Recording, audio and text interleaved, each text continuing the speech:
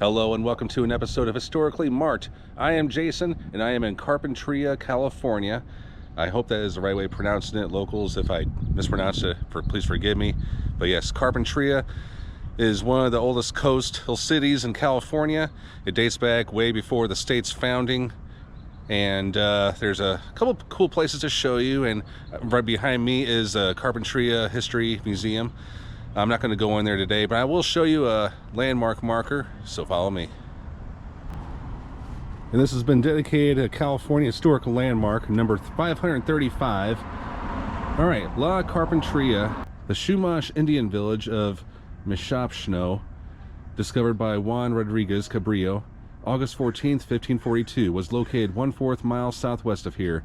Fray Juan Crespi of the Gaspar de Portola expedition named it San Roque, August 17th, 1769.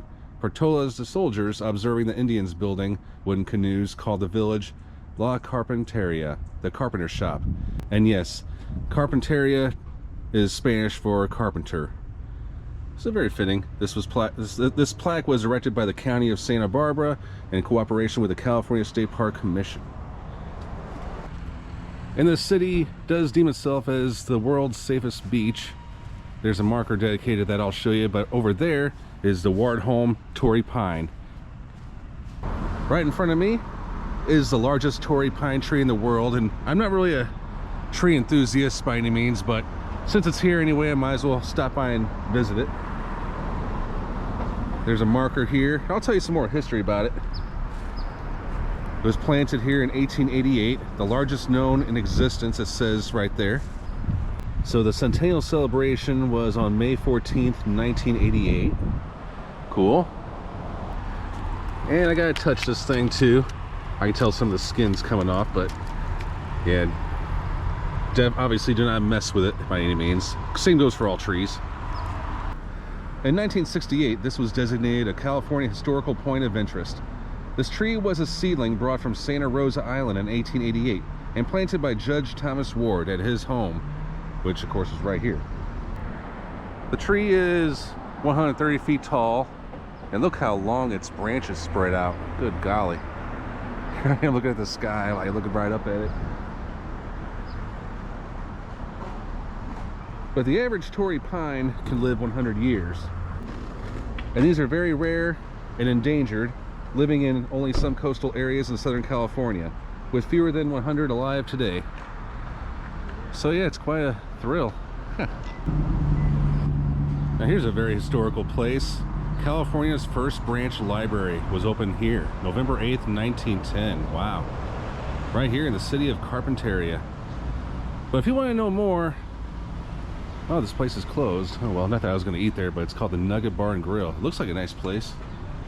Anywho, about that world's safest beach name, first I'll show you the mural, then I'll show you the marker. That was drawn by John Woolbrandt on April 1st, 2012. Alright, what does it say here? World's safest beach in memory of Mayor Ernest Woolbrandt, Carpinteria native and 7-term city council member.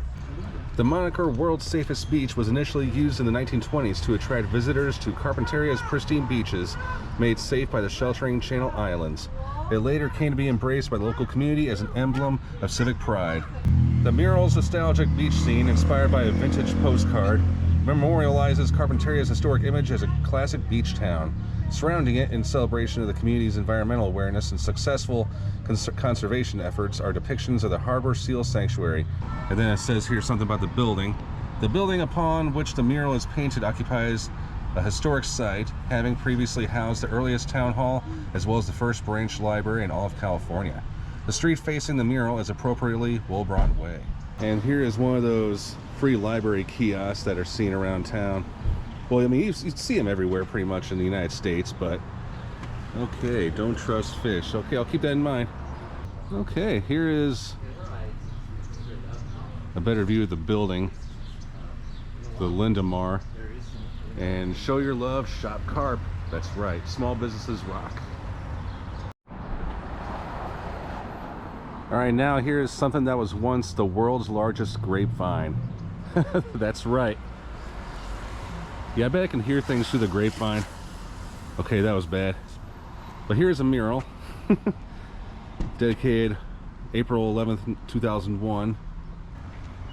Okay, so Lavinia Grande, world's largest grapevine from 1842 to 1924. Planted from the slip of mission variety grape, the single vine eventually grew to cover half an acre. Its massive trunk reaching nearly 10 feet in diameter.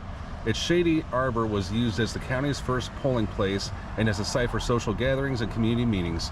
In 1895, the vine produced an astounding 10 tons of grapes. There's a lot of grape juice, or wine. Oh look, they even have Christmas lights here. They're just trying to hide them, I know. I'm just going to get a little look of the back of it.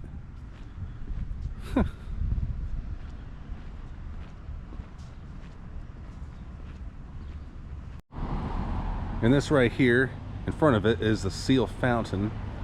It's got a compass, so that way is north. That's good to know. And yeah, it's not a fountain right now, but judging by some of the flyers here, like the ones over there, there's been a lot of social gatherings here and protests that have taken place here in recent years. Here's another cool mural that I found downtown. This is titled "A Climate for Health and Wealth." This is like a retro postcard. Yeah, it's got the vintage bathing suits, a Marilyn Monroe look-alike on top of an old classic car. And then you pull the curtain like in Wizard of Oz.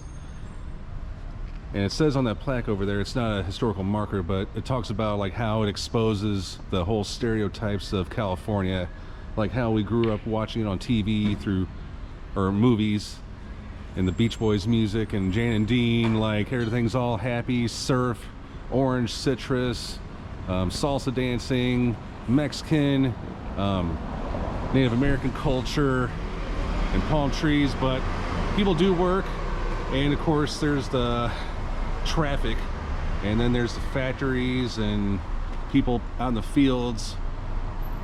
I mean, yeah, so that's basically the reality of California right there, is what the whole point of this mural is.